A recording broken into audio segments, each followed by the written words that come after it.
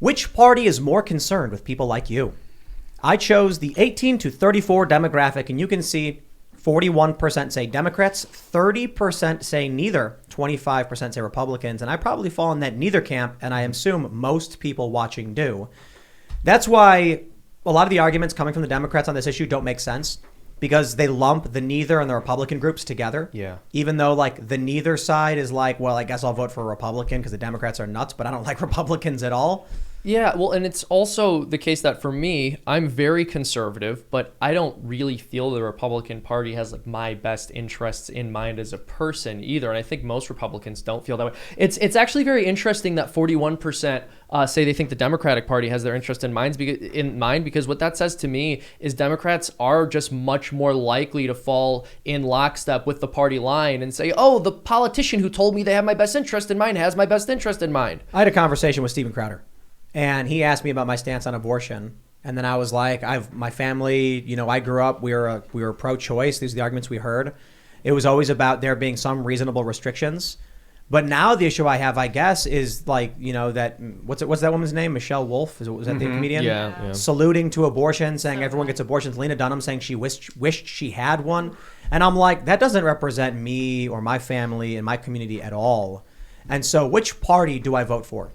The Republicans want to ban it outright. I'm like, okay, well, I don't know if I agree with that. The Democrats want zero restrictions, and they literally have people who are like, at the point of birth, the baby can be killed. It was Northam, I think, right? In Virginia, where he said the baby will be delivered made comfortable, Northam. And then the mother and the doctor will have a conversation on what to do next. And I was like, what? Yeah. I was like, who am I voting for right now? So when we say politically homeless, I don't care if these zealot cult people are like, you're a Republican. I'm like, sure, I guess. Because, like, not snipping the spinal cord of a baby at 9 months right as it's being born. If I have a choice between not doing that and doing that, I'd be like, I guess I'm voting Republican. Yeah, well, can I just mention one more thing Ian, before we jump into this? I think it goes even deeper than that because obviously you and I disagree on this. I don't believe there should be any exception. Abortion should be completely illegal. However, it's not just that the Democratic Party is even necessarily saying abortion up until the last second of pregnancy. In a number of states, as you mentioned, there have been discussions about even allowing the child to die after the abortion has failed. But on top of that, our, quote unquote, very Catholic president, Joe Biden, has talked about appealing the Hyde Amendment. And the Hyde Amendment prevents federal funding from paying for abortions. So basically the position of the left is that, yes, taxpayers should be funding this. I want to pull up that video. It's the most extreme possible position. Mm-hmm. I don't trust a lot of these news outlets, so I'm going to try and find this video. Oh, we have Reuters. They have the video. I'm surprised. I want to make sure I play this. So a meme shared by over 70,000 people. Are they going to play the full video? Oh, I can't play it. You can't. Wait, hold on. Here weird. we go. Okay, this is 50 minutes long. Maybe I'll just have to try and find it. Also, and can I ask you, we obviously were just having a conversation on which political party people feels represents them. Like, where do you land there? Do you feel either party represents you or...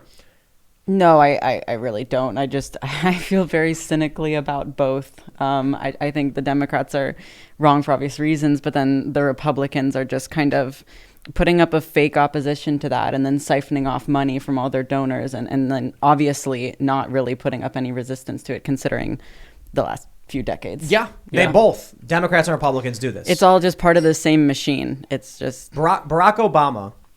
So I have to fact check me on this one, but I'm pretty sure Barack Obama campaigned on codifying Roe v. Wade once they had the presidency, the House, and the Senate. And then once he gets elected, he's like, well, it's not a top concern for me, so I'm not going to do it.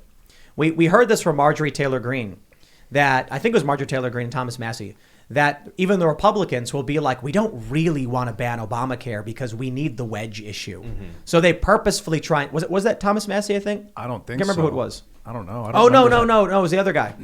It was the other Freedom Caucus guy we had on. What was his name? Older guy, Freedom Caucus. Anyway, he was saying that they go to him and they're like, we have the vote to end Obamacare, but don't do it because we need to rally up our base.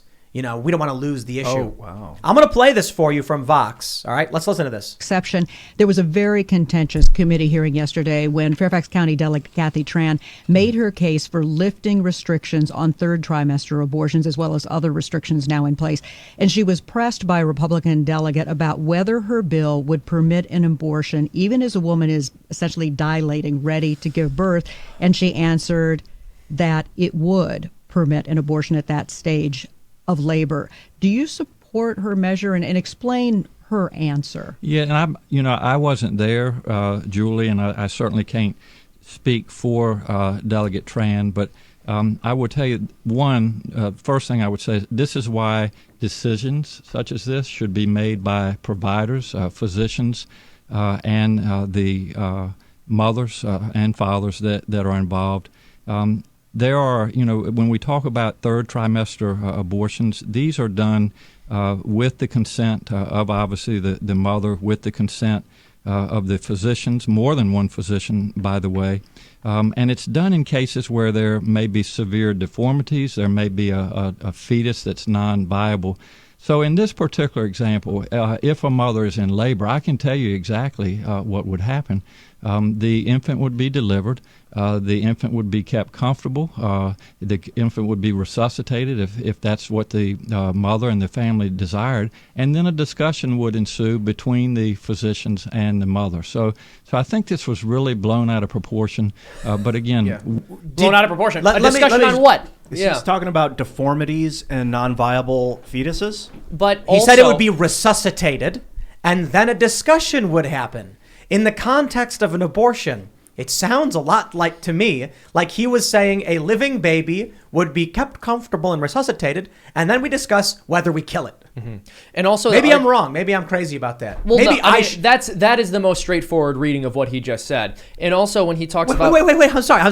I just even outside of that psychotic context, the woman asking the question is talking about third trimester abortions where the woman is dilating and the baby is about to be born and there would be no restrictions.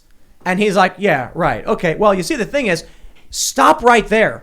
That in and of itself to me is just beyond psychosis. Yeah, he gave the most I'm not a biologist answer ever to that question. He's like, well, yeah, it's between the doctor and the woman. It's like, what, killing a baby? He mentioned deformities and non-viability. Non-viability, I imagine, means that the baby's not going to survive. Is that what that means? But then why would you kill it? So deformity. Wait. Deformity. And then if hold on. We don't kill deformity. people for being Exactly, that's my point. Ian, you're lost in his manipulation. Well, I'm just trying to point out what he said. The law is not about aborting deformed babies. That's why I'm bringing that up, because he specifically said it's about, or at least he thinks it's about deformities and non-viability. So if a deformed child is born, I just don't see why that would be a reason of whether or not you could kill it. Either kill it or don't, but don't. It's not about like. I mean, I guess if the deformity is so horrific, like it's born with one lung, doesn't have a kidney. Helena, as somebody who doesn't have a very strong opinion, based on what you just heard, what do you think?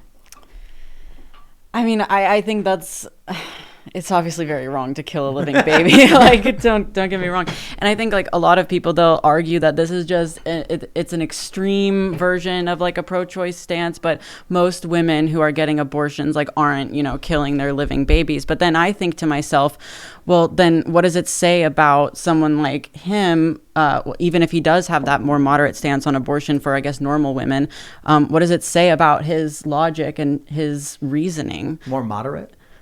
Well, I mean, I don't know. It's like people will say. No, I'm not saying that he's moderate. And again, I don't agree. Like, I'm against abortion in all cases, but I believe what she's saying is he's representing arguably the more common position on abortion, but then he's also representing this very uncommon. Yeah, and people will say that this isn't a representation of like the average pro-choice person. But if the average pro-choice person would defend this, what does that say about like their ideology in general? Yeah, that's a very good point. He was the governor at the time. Well, and shouldn't, if this didn't represent pro-choicers, shouldn't they be out there decrying it? How could you say this? How could you make our movement look so horrible by smearing us in this way? That was word salad what he put out there. Like, I didn't even catch the deformity part until today, and I've heard him say that before.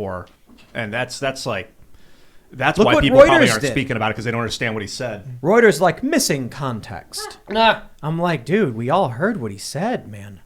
I love how that is just such a magic phrase. You can slap that on everything. Partly false. Yeah. Partly false.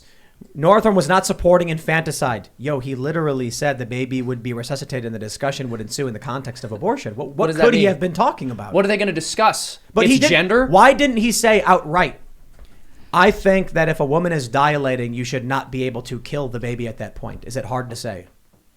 It's just insane. It's hard for him to say, though. But I think part of why it's hard for him to say is because he knows that the radical left has an immense amount of power in the Democratic Party. He's a coward who doesn't want to stand for human life. And he's aware that he will destroy his career as a member of the Democratic Party if he says anything about any kind of abortion restriction. I think he honestly supports the activity of killing a fully developed human baby that is just born that has a deformity, like a serious deformity. Could be true as well. Yeah, I mean, that's certainly what he said. That's absolutely what he said. Yeah. Yeah, I mean, you really got to strip apart deformity because you could have like your finger could be bent and that you're considered deformed as a child because one finger is bent. Like that's not a reason to abort a kid. Well, and I agree with what you said earlier that whether someone is deformed or not, that's not a reason to kill somebody. Some deformities are so horrific that you might actually save the child some suffering. I know, it's an extreme example, but like, severe brain damage. I don't know, man. But then you ask that severely brain damaged person when they're 30 or 40, like, are you glad you're alive? But like, what kind of destruction are they got? Not destruction, overt destruction, but what kind of like, sucking away of resources are severely deformed people on society? And when I say deformed, it's a very vague statement. Because it's not about like autism. I'm not talking about that kind of thing. And even if I don't even think that as a deformity. Well, I just want to mention one thing because this is obviously a much bigger discussion. I just want to sort of say this to think about. You mentioned them consuming resources, but what if it's the case that resources are there for humans and not the other way around? The purpose of resources. That's very homo superior. I don't like it.